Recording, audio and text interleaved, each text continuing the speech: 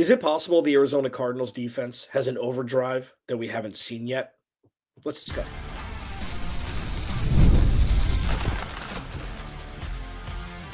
You are Locked On Cardinals, your daily Arizona Cardinals podcast. Part of the Locked On Podcast Network, your team every day.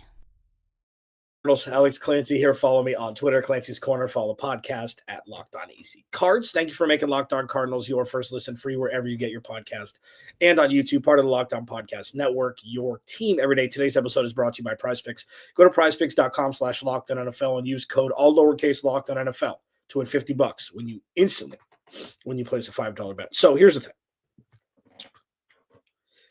Still a lot to discuss here.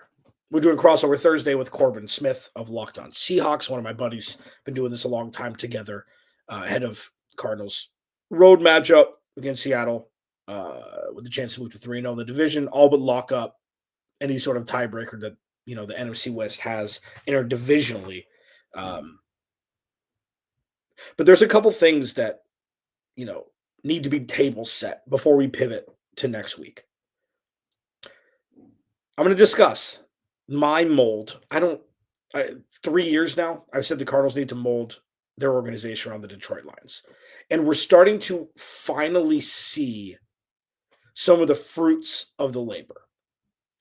You've seen flashes. You've seen, floor rising last season with Jonathan Gannon in his first year, regardless of who was on the field. You're starting to see more wins this year. You're starting to see more competent play. But as a whole, things feel different, and you're starting to see a team who's probably 18 months ahead of the Cardinals with their rebuild and then flourishing. We're starting to see what's happening in Detroit after that massive shift. So we'll discuss that in the third segment. Can Kyler Murray win MVP? I think it's a conversation that needs to be had for a segment, and then we'll move on. I'll give my thoughts on his chances in the second segment. But first, this is something that's very important, and it's something that finally has the potential to be. I was a huge proponent of the Cardinals doing something on the defensive side of the ball aside from drafting players this offseason. They brought in Mack Wilson, who was the most impactful signing. The rest are either injured or not playing well. Schomburg Bunting hasn't played well. He's been injured. Justin Jones and Bilal Nichols have been hurt pretty much the entire year. Neither of them had a real history of injury over the last couple seasons. It's just bad luck. And Darius Robinson's been out. But it's looking like Darius Robinson is at least trending in the direction to play on Sunday. We don't know yet for sure. I'll know by Friday's show if he will. But the overdrive factor for the defense. So the last couple weeks, the Cardinals have exposed two lesser than offensive lines. The pass rush has been there. The pass rush has got home.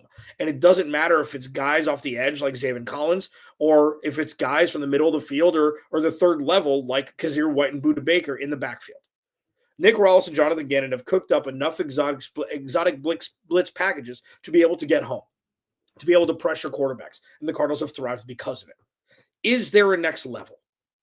Even with the rosters currently constructed, even with the talent level and lack thereof of veteran talent in specific spots, we're starting to see this defense really level up. We're starting to see them get better and better and better. And that's what Jonathan Gannon said in his press conference earlier this morning. He said the good teams continue to ascend throughout the year. And that's what the Cardinals are doing. And the overdrive factor, like, can the defense be better than it is now? Is there a gear that the Cardinals can get to, whether it be sustaining what they're doing now or being even more opportunistic regarding turnovers, which is something they haven't forced a whole lot of. They forced a couple against San Francisco. It hasn't been something that's completely flipped the script on a game that was out of reach this year. Like, they forced a couple turnovers, but it hasn't been something that has been, the reason why the Cardinals are in games. The answer simply to, is there an overdrive? Is there a sixth gear to this defense? The answer is yes, and it's solely because of the offense. So what we've seen for the last 5 or 6 years is the defense has been the strength. And I've said that on this show every day, you'll know that. I've been, in sports radio since 2011, hosting this podcast since 2016. Okay. Like, I've seen some things. And as you have as well, like, I'm not just watching by myself. I understand that you're with me here too. When Cliff Kingsbury was here, the defense was the strength. It was. People didn't want to look at it, but it was. It was the more competent side of the football. One of my favorite things, well, not favorite, but one of my most prevalent things to say was if the offense isn't the strength of this team, why is Cliff Kingsbury here? And I never got that answer. But what we're starting to see now is the offense has evolved over the last season and a half, regardless of who is at quarterback, to become the strength of this team. And it seems like a pretty obvious, Kyler Murray, look at all the offensive pieces, look at all the talent or lack thereof on defense. Naturally, the offense is going to be the strength. No. You would think that in a rational world, but we live in an irrational world just in general where things just sometimes don't make sense. And a lot of things surrounding this organization hasn't made sense forever.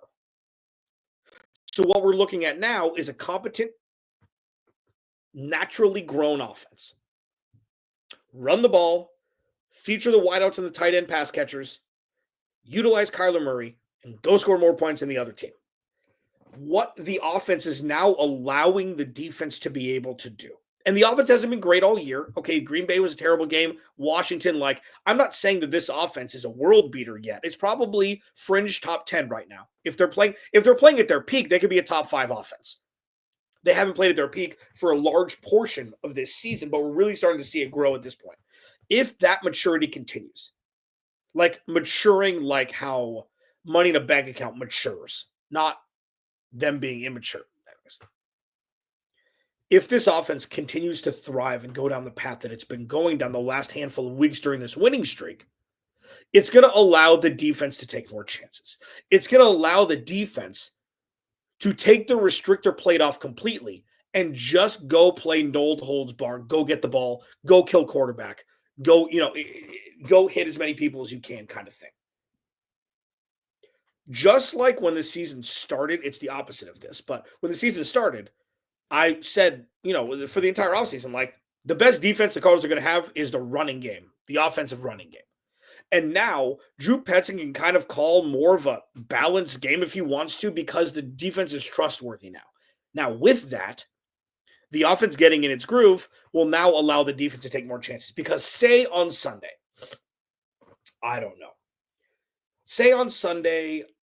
Garrett Williams goes for a pick on the outside against DK Metcalf, and DK takes it 50 yards to the house for a touchdown. That's not an insurmountable deficit for the Cardinals. The Cardinals offense is one of the more efficient offenses in the NFL. Kyler Murray is a top 3 efficient quarterback in the NFL. The Cardinals can come back from 2 scores down now. Now, not ideal, and you're not expecting a big play to be given up because this defense isn't a big play giver-upper. That's science, and that's not in the dictionary. I mean, we've seen a couple things with screenplays with Devon Achane in Miami. The Cardinals were able to come back. The Cardinals have fought back all year. The big outlier was the Washington game very early on in week 4, and the Green Bay game was just a terrible game all around. The offense is going to be the jet fuel that will allow the defense to go into overdrive. And if the Cardinals defense can reach that next level, if the Cardinals defense can actually become one that is feared and not just acknowledged, the Cardinals could surprise a lot of people this year. Not just making the playoffs, not just hosting a playoff game. There's always one team that comes out of nowhere and makes a run. And if the Cardinals defense can take that step, we're going to be having very different conversations this year. And as we look forward to all that money to spend in free agency, with the Cardinals auditioning for the rest of the NFL saying, hey, baby, things are different. You want to come win? Come to Arizona. Locked On Cardinals, your team every day. What are Kyler Murray's MVP chances? It just needs to be acknowledged. I haven't done a segment on it yet. I'll do that next. Locked On Cardinals, your team every day. This episode of Locked On Cardinals is brought to you by our friends at Prize Picks. Prize Picks is the best place to get, real money sports action. Daily fantasy, baby. With over 10 million members and billions of dollars in awarded winnings, Prize Picks has made daily fantasy sports accessible to all. You just pick more or less on at least 2 players for a shot to win up to 100 times your cheese, man. Your game all season long on Prize Picks. It's not just NFL. You want to do it every day? There's NBA. There's NHL. There's golf. There's every sport. and then obviously NFL the King. And it takes less than 60 seconds to make an entry. You can win up to 100 times your cheese. Deposit super easy. And on top of all of that, if you win, if you cash, you can get the money back in your account in as little as 15 minutes at times. It's almost instant. Download the app today and use code LOCKEDONNFL to get $50 instantly after you place your first $5 lineup. Download the app today and use code LOCKEDONNFL to get $50 instantly after you place your first $5 lineup. Prize Picks. Run your game. Today's episode of Locked On Cardinals is also brought to you by ZBiotics. Pre-alcohol probiotic drink by ZBiotics is the world's first genetically engineered probiotic. It was invented by PhD scientists to tackle rough mornings after drinking. Here's how it works. When you drink, alcohol gets converted into a toxic byproduct in the gut. It's this byproduct, not dehydration, that's to blame for your rough next day. Pre-alcohol produces an enzyme to break this byproduct down. Just remember to make ZBiotics your first drink of the night, drink responsibly, and you'll feel your best tomorrow. Go to zbiotics.com/LockedOnNFL to learn more and get 15% off your first order when you use LockedOnNFL at checkout. ZBiotics is backed with a 100% money-back guarantee, so if you're unsatisfied for any reason, they'll refund your money, no questions asked. Remember to head to zbiotics.com/LockedOnNFL and use the code LockedOnNFL at checkout for 15% off. Please go to the YouTube channel, search Locked On Arizona Cardinals, hit the subscribe button, man. Tell your friends. Tell your family. It's only going to get better from here. Things are starting to come together. And it's fun. And it's exciting. And it seems to be sustainable. And the mark of a good and competent organization is one that bounces back. I hate cliches. Is one that can withstand an absolute smelly stinker like we saw when the Cardinals went to Lambeau and lost to Green Bay in embarrassing fashion. I said after the loss could have been the greatest thing that ever happened to this organization this year, for years to come. This organization, no. This team right now. And they've not only responded, they've responded at a level that we were looking at them, producing in 2025, not this year. And the catalyst for all of this starts and ends with Kyler Murray. Kyler Murray's shot up the ranks for, the MVP list. It's fine. I don't think that Kyler Murray's going to win an MVP this year specifically, even if the Cardinals win out. For one main reason. His numbers aren't there. Like the gaudy MVP numbers, because they don't have to be. Just like Marvin Harrison Jr. wasn't drafted to save the offense, Kyler Murray, as I've astutely, at times, I say smart things like once in a while. He needs to be an elite game manager who makes special plays when the Cardinals need it. And that's exactly what he's done. I never thought that he's going to be a 5,000-yard passer. He doesn't have to be. Doesn't have to be a 1,000-yard rusher. He doesn't have to throw for 25 or 27 touchdowns. Doesn't have to.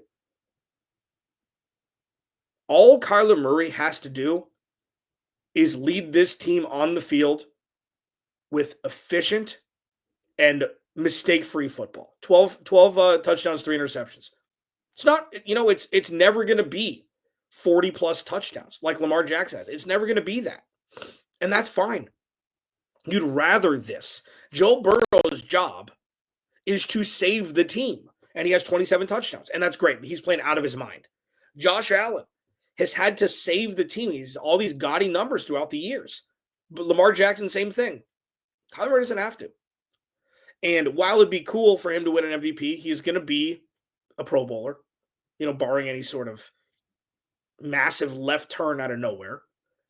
And that's going to be good enough. Now, next year, you want to have a conversation? We could have a different conversation. But it's really the MVP thing is best player, best team. It's rarely like, oh, look at this team that won 8 games combined last year and they win 10 in 2024, something like that with the Cardinals. It's not going to be that. Winning the division is not enough. I still think that MVP should be a full year, including playoffs award. But it'll never happen. Patrick Mahomes winning MVP. his numbers, like after, his first year, I think he threw 50 touchdown passes in 2018, his first year starting. His numbers aren't gaudy. They don't have to be. And I'm not comparing them directly, okay? I'm just using it as an example. Like, just because your quarterback throws a lot of touchdowns doesn't mean the offense is efficient and, can win in any sort of terrain against any opponent. The Cardinals have a situation right now where they're looking at opposing defenses and saying, pick your poison. Do you want to stop the pass? Do you want to stop the run? Because you're not going to be able to stop both. And that is a wild transformation from where we were, because even with James Conner here, when Cliff Kingsbury was spearheading all of this, it was still just went through James Conner. Like, DeAndre Hopkins was there. But when James Conner got hurt, that was it. Like, look at what's happening in Washington. More screen passes by a mile than anybody else, because that's what they do. It's running back stuff. Now it's so balanced. And they've got the best offensive line Kyler Murray maybe has ever had. Like, at any level. You can do anything. The last person who's worried about the MVP race is Kyler Murray. It's not what it's about. It's not even close to what it's about. It's never been what it's about for him. And having a leader like that is exactly what you want. And I'm not saying it is for Josh Allen, Lamar Jackson, Joe Burrow. I'm not saying it is for them. But Kyler Murray doesn't care. He just wants to win, man. He just wants to win. So, to summarize, first of all, I don't think it's a big deal at all. The Cardinals they've got so many bigger aspirations than an MVP award. If it happens by accident in the next couple of years, cool. But this is a team. If it was possible, they wouldn't wear names on the back of their jerseys. It's that kind of thing. It's just, it doesn't matter. It's them against the world. It's them for each other. And it's obvious. And this isn't even just in comparison to years past with the Cardinals. In a vacuum, you look at this team, not every team's like this. Not every team's like this. And I got called out in the comments. A really nice comment by GQ, and then like 48 numbers and letters afterwards, saying that I'm like a closet fan of this team, and I won't admit it. Listen, if you've been around, if you listen to me on radio, Fox Sports, or NBC, or whatever it was when I was doing that, or this podcast is 2016, I didn't have a nice thing to say, I don't think, for 3 years. So I take the information that's given, and I make informed opinions based upon that. Luckily, this year, it's been a lot more positive than expected. Last year was a lot more positive than expected because we had no idea what the hell was going to happen with Jonathan Gannon. Doesn't matter if Kyler Murray was playing or not. We had no idea what this was going to be. But ever since Monty Osborne, Jonathan Gannon, Nick Rallis, and Drew Petzing took over, it doesn't matter what happened last. This has been an excellent experience for the organization. So the K1 MVP talk, in my opinion, it's a non-story. His numbers aren't going to be there for the traditional metrics of, oh my God, awooga, numbers off the page. It's not going to be that. So he'll probably get some first place, one or two first place votes if the Cardinals win 9 or 10 games and win the division, sure. And rightfully so, he deserves it. But Kyler Murray means a lot more to this organization doing the right things within the offense that he's been doing and, chooses to do naturally than some award. Ask Lamar Jackson if he'd rather have made a Super Bowl or won an MVP. Now, sure, you can do both, but I think he'd take the former rather than the latter. Locked On Cardinals, your team every day. Yeah. The Cardinals are the Detroit Lions 2.0. I had this 1,000 days ago, and we're slowly starting to see there are a couple things, and it's still somewhat faint, but it's worth talking about before we pivot to full Seahawks talk tomorrow with Crossover Thursday. I'll discuss that next. Locked On Cardinals, your team every day. This episode of Locked On Cardinals is brought to you by our friends at Hillsdale College. Time is our most precious commodity, so don't waste it scrolling through the same mind-numbing content for hours and hours. How can you spend it wisely to improve yourself? Our sponsor, Hillsdale College, is offering more than 40 free, that's right, free online courses, including Constitution 101, the meaning and history of the Constitution, Introduction to Free Market Economics, The Great American Story, A Land of Hope, The Rise and Fall of the Roman Empire, and a brand new documentary-style course on Marxism, Socialism, and Communism. All of Hillsdale courses are self-paced, so you can start wherever and tune in, or start whenever and tune in wherever. Plus, you can go deeper with readings, quizzes, discussions, or just enjoy the lectures, man. Go right now to hillsdale.edu/lockedon to enroll. There's no cost, and it's easy to get started. That's hillsdale.edu/lockedon to register. hillsdale.edu/lockedon. At Clancy's Corner on Twitter, at Locked On Easy Cards for the podcast. Please go to the YouTube channel, search Locked On Arizona Cardinals. Hit that subscribe button, man. Thanks for making Locked On Cardinals your first listen, free wherever you get your podcast and on YouTube. Part of the Locked On Podcast Network, your team every day. Crossover Thursday with Corbin Smith of Locked On Seahawks tomorrow. That's going to be a fun one. A lot riding on this game for both teams. Different ways, similar ways, and we're going to talk about it all tomorrow. Right when we started to see what Dan Campbell was doing in Detroit, right when we started to see the entire organization rally behind Jared Goff, and right when we started to see competent drafting, I was like, that's it. And Dave Sears, who is the AGM over there, is now with the Arizona Cardinals. Little tie there regarding drafting.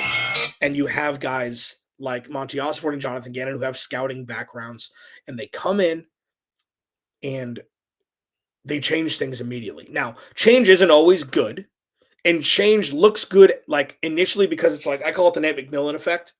This is one of my more genius things that I've discussed. Nate McMillan has made an NBA coaching career of being an assistant coach, getting made the interim head coach. Once the head coach gets fired, the team goes on a crazy run for 7, 8, 10 games. He gets a contract extension for 3 or 4 years to be the actual head coach, and then gets fired 2 years in because he's not a very good head coach. And he does it year in, year out, everywhere he goes. And he's done it forever. And that's like, it's the effect of a new coach comes in and the team plays better. Just what it is. It's this weird anomaly of human existence that happens. And you see that, with Jonathan Gannon coming in, it's like, oh, this looks different. It's not Cliff Kingsbury. And then you're like, oh, cool. This is actually sustainable. He's actually a good coach. And you saw with Dan Campbell too. He went from, biting kneecaps off to now being coach of the year. And Jonathan Gannon had, are you on the bus? It's in your gut, whatever the thing. It's the same thing. People mocked him, and then now it's like, look, right when he stepped on the field, week 1 preseason last year, I was like, that's head coach. You can just tell. And now he's beloved by his teammate, by his team, by everybody. Like, he's and look at what happened in Philly. I mean, their heart's been ripped out because they miss him and Shane Steichen. It's pretty obvious. The things that we're seeing from the Cardinals that are mirroring the Detroit Lions, it's not the offense, it's not the defense specifically. It's the aura around the team. It's players are smiling, players are happy to congratulate each other, players are happy to get out of the way to compliment each other. They're playing complementary football, homonyms, complement and compliment. That was an accident, but it worked. It was a Bob Ross happy accident. They're playing for each other. It's different. It feels different. It's one of the first steps. The wins come, okay? The wins get there if the foundation is built strongly. And you're not starting to see. It has arrived. This bedrock foundation is crackless. I used to say that Steve Keim would, mend the cracks in the foundation of this organization with crazy glue and Band-Aids. Monty Ossenfort and Jonathan Gannon poured a completely new foundation, and it's spotless, crackless, and you're seeing it. So once the ground is built with strength, the rest can evolve. The rest can grow and adapt, and that's what we're seeing in the win-loss column this year. And that's what we saw with Detroit. Dan Campbell had a terrible first 20 games or 22 game record. And now look at what they're doing. They're the powerhouse of the NFC. They're the favorites to come out of the NFC to play probably the Chiefs in the Super Bowl. And they're about a year and a half ahead of the Cardinals. But you're starting to see a team and an organization that has been the laughingstock of professional football since its inception with the Lions do this. And you're starting to see the Cardinals actually build sustainability and future pacing prosperity in front of your very eyes. And yes, Michael Bidwell is going to be the owner forever. So let's just remove that, and we can go back to my, man, I've got a couple things, my throwbacks today.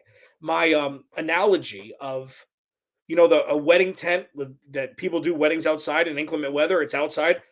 Think of Monty Osborne down as a wedding tent in the middle of State Farm Stadium, where that's what he controls, and Michael Bidwell is State Farm Stadium. You can still win and be competent with an owner who, isn't the biggest football guy. He's, to his credit, ever since firing Cliff Kingsbury and Steve Keim, he's done everything he said he's going to do, and he's let the guys eat. And you know what? He hired football people to do football things, and he's just sitting there and looking like a genius, and he has been since letting go of the last regime.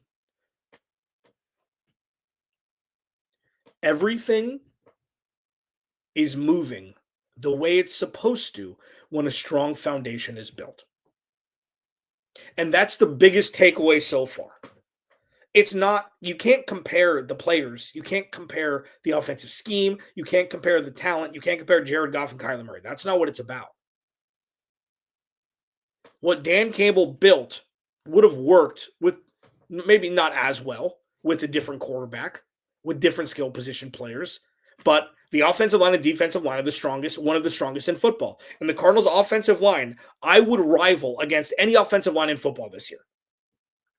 It's undeniable at this point. Jonah Williams activated off the IR. We'll see if he plays on Sunday, if they're going to have Beach start and Jonah Williams be rotational. We don't know yet. Cardinals' defensive line leaves something to be desired, but they've played a lot better. Dante's played fine, and Nick Rawls is understanding that he's got a bunch of guys in the second and third rows who are very good at hitting people, who are very fast, and who can get to the quarterback. And we've seen that on display the last couple weeks, and it's worked very well. So we'll see what happens with Darius Robinson if he's activated. But what we're seeing from the Cardinals is they're following all the exact breadcrumbs of the Detroit Lions. And they're not at grandma's house yet. Grandma, I don't know. Hansel and Gretel, come on. I don't know. They're on the way to wherever Hansel and Gretel went to.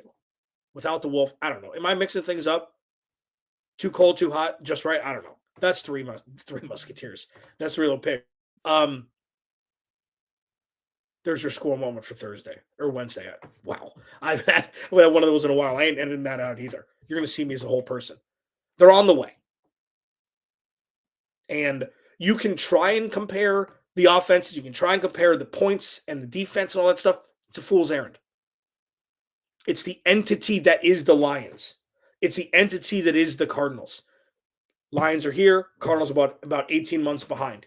And it'd be a fantastic blueprint to be able to complete in an effort to take this organization to a level it's never seen before. Locked On Cardinals, your team every day. Corbin Smith, crossover Thursday with me tomorrow ahead of Thursday's game on the road against Seattle. I'll talk to you then. Remember, without you, there is no me.